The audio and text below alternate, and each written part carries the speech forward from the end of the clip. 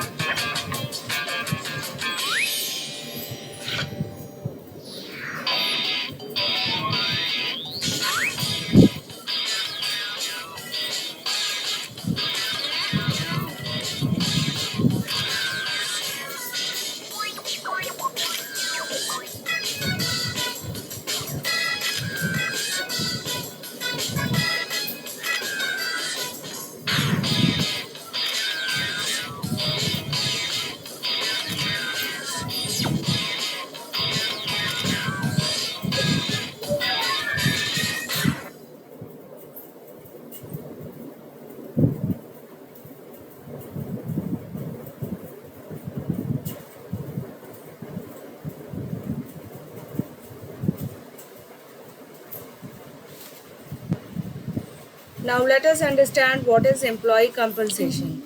Employee compensation refers to remuneration refers to the reward or the compensation given to the employees for their work performances.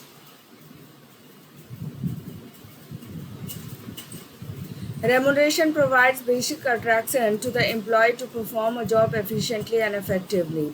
Remuneration leads to employee motivation. Salaries constitute an important source of income for the employee and determine their standards of living. Salaries affect the employee productivity and work performances. Thus, the amount and method of remuneration are very important for both management and the employee. Now let us understand the factors of which are affecting the employee compensation. So there are two different factors, internal factors and external factors. Internal factors constitutes of ability to pay, business strategy, job evaluation and performance appraisal and employees. And the external factors includes labor market, going rate, productivity, cost of living, labor union and labor laws. There are mainly two different types of employee remuneration. First is time rate method and the second is piece rate method. Time rate method. Under time rate system, remuneration is directly linked with the time spent or devoted by an employee on the job. The employees are paid a fixed pre-decided amount hourly, daily, weekly or monthly irrespective of their outputs. It is very simple method of remuneration. It leads to minimum wastage of resources and lesser chances of accidents. Time rate method leads to quality, output, and this method is very beneficial to new employees as they can learn their work without any reduction in their salaries. This method encourages employees' unity as employee of a particular group. There are some drawbacks of time rate method, such as it leads to tight supervision, indefinite employee cost, lesser efficiency of the employees as there is no distinction made between the efficient and inefficient employees, and lesser morale of employees. Time rate system is more suitable where the work is non-repetitive in nature and emphasis is more on quality output rather than quantity output. Piece rate method. It is a method of compensation in which remuneration is paid on the basis of units or pieces produced by the employee. In this system, emphasis is more on quantity output rather than quality output. Under this system, the determination of the employee's cost per unit is not difficult because the salaries differ with the output. There is less supervision required under this method and hence the per unit cost of production is also low. This system involves the morale of the employees as the salaries are directly related with their work efforts. There is greater work efficiency in this method. There are some drawbacks of this method, such as it is not easily computable, leads to deterioration of work quality, wastage of resources, lesser unity of employees, and higher cost production and insecurity among the employees. So piece rate system is more suitable where the nature of the work is repetitive and quantity is emphasized more than quality. The compensation strategy must be affordable, structured, and reasonably competitive. Your compensation strategy must be structured to best meet your unique business circumstances. As a startup, you may not be able to compete with the large companies on salary. Therefore, you should consider a combination of options to attract and retain the employees. Do not underestimate the value of the advantages or prerequisites that your company has to offer that may not be readily available in a larger companies. Opportunities for interesting work, lack of hierarchy, flexible environment, and so on. Some people are motivated by their desire to be on a leading edge of scientific or technological advances. They may take less pay to work for a startup if they believe in its future and work it has to offer. A salary or a wage is a fixed amount paid in exchange of employees' services. Ontario employment standard legislation entitles most employees to receive a minimum wage in an enhanced exchange for their work they complete for a company. For full-time employees, salary is generally described in annual, monthly, bi-weekly, or weekly amounts. For part-time employees, it is generally described as an hourly amount. To determine an appropriate salary or a salary range that a company is willing to pay for a position, you must establish the value of position based on your organization requirements. Understand what the market is paying for similar positions. Now let us understand the components of a compensation system. Compensation is direct and indirect. Basic pay, indirect wages, basic pay. Under basic pay, it comes wages and salaries, and variable pay, bonuses, incentives, and stock options. Whereas in indirect pay, benefits are mostly health, medical insurance, life disability insurance, paid time off, retirement pension plans, and educational assistance. Incentive drivers in attracting the best employees. Compensation can be divided into salary, benefits, and incentives, while salary and benefits must be competitive. Incentives are most likely drivers of attracting and retaining the best employees in startups. And there are three key types of incentives: bonuses, profit sharing, and stock options. Now let us understand what is bonus. Individuals are rewarded based on attaining the performance-based goals, individual, team, or in team and or company. Goals must be realistic and closely matched to the business and people involved. Payout potential should be large enough to be significant to the individual.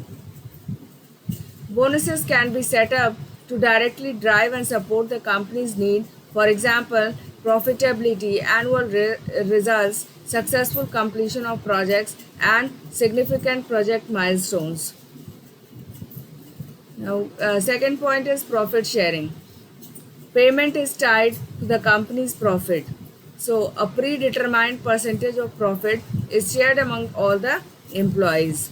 Profit sharing bonuses are generally paid out once a year in the form of cash or on a deferred basis. Third is stock option. An individual receives the options to buy company shares for a set price during a specified time frame. Options can be exercised by the individual at any time during the agreed upon subject to an vesting schedule. Stock options are often part of management's executive compensation but may be offered to the employees in lieu of higher salary, especially where the business is not yet profitable and cash flow is constrained.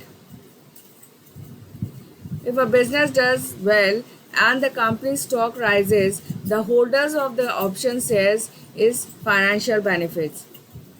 If the company permits a long period from the date of issue to the last date from the exercising the option, it will encourages the employee to stay with the company and be fully committed to its success. Now, fourth point is commissions. Commissions are common way to remunerate employees for securing the sale of a product or services.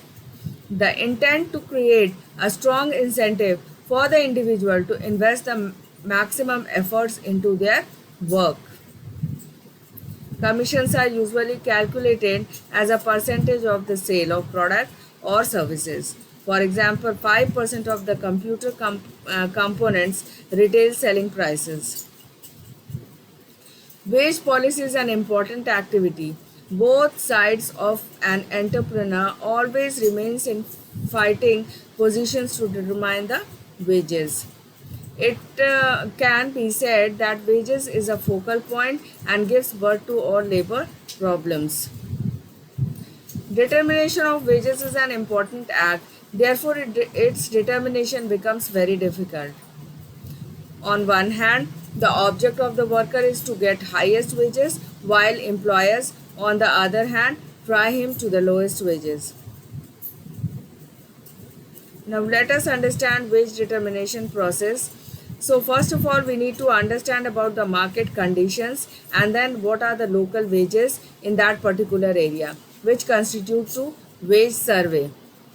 And in internal organization, you have to find job analysis, which leads to job description and job evaluation, and this job evaluation will lead to local wage level. And this three parts, one, internal job analysis, market condition, and local wages, constitutes a local wage level. Now thirdly, we can add the performance of the standards, and then accordingly the performance appraisal is done, and then payments to the employees based on their performance is also included. So this is how we can decide about the pay system of any particular employee in an organization, which is called the wage determination process. Now this comes to the end of this lecture. Thank you and have a nice time.